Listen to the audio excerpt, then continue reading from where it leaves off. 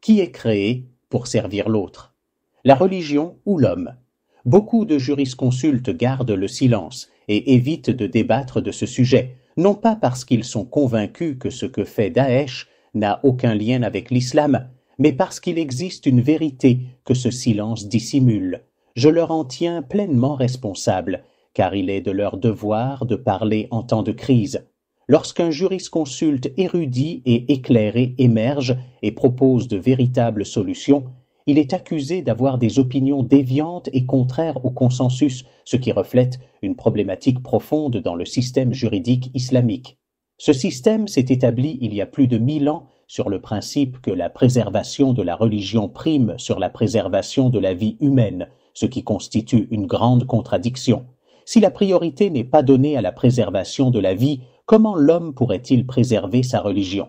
La préservation de la vie est essentielle car c'est l'homme qui choisit librement sa religion.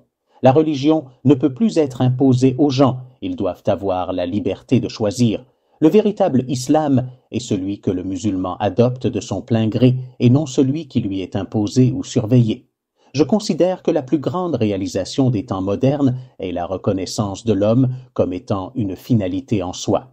Lorsque l'homme est au centre, le sens de la dignité se réalise. Malheureusement, certains jurisconsultes continuent de considérer l'homme comme un moyen au service de la religion, alors que la religion est venue pour servir l'homme et répondre à ses intérêts.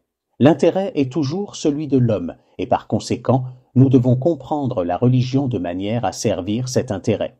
Comme l'ont dit les jurisconsultes éclairés, là où se trouve l'intérêt, se trouve la loi de Dieu.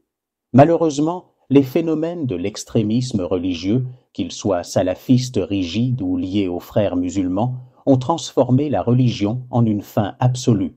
Cette pensée radicale a porté atteinte à la dignité humaine, comme on l'a vu dans les expériences menées au nom des talibans, d'Ansar al-Sharia ou de Daesh, où l'homme a été humilié sous prétexte d'appliquer des textes religieux. Nous devons reconnaître que l'esprit de l'époque actuelle met l'homme en premier. Il est nécessaire de lire la religion de manière à servir l'homme et sa dignité. Toutefois, nous ne pouvons pas nier que certains textes religieux sont utilisés par des groupes extrémistes pour justifier leurs actions. La question est la suivante. Si ces textes sont mal interprétés, pourquoi les savants et jurisconsultes ne fournissent-ils pas la compréhension correcte de ces textes? Nous devons faire preuve de courage et admettre que certains textes religieux étaient liés à des contextes historiques qui n'existent plus aujourd'hui. Les jurisconsultes doivent reconnaître qu'il y a des textes religieux qui doivent être définitivement suspendus ou abandonnés, car ils ne sont plus pertinents dans le contexte actuel. Le silence face à ces questions sensibles reflète une incapacité et une peur de faire face à la vérité. Les jurisconsultes qui gardent le silence attendent le retour de l'État religieux pour appliquer les textes anciens avec la même compréhension traditionnelle. C'est la vérité que cache leur silence. Je leur en tiens responsable, car ils ne proposent pas de solution claire pour les générations musulmanes qui recherchent des réponses à ces dilemmes. Le consensus que certains vénèrent a conduit à marginaliser les voix novatrices, celles qui s'adressent à l'avenir.